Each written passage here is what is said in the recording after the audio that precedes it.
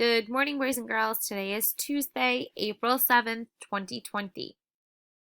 Be sure to complete the attendance assignment in the portfolio section under attendance. Can't wait to see your pictures. Make sure to complete the activities for every subject on the portfolios page. And remember to check your activities after you submit your work for comments. As a reminder, be sure to watch the entire lesson and read all of the directions. A lot of you guys are not watching the lessons and reading the directions.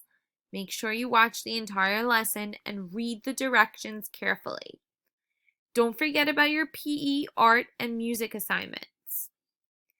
We will be available to answer questions, comment on your work, or respond to messages until 2:30.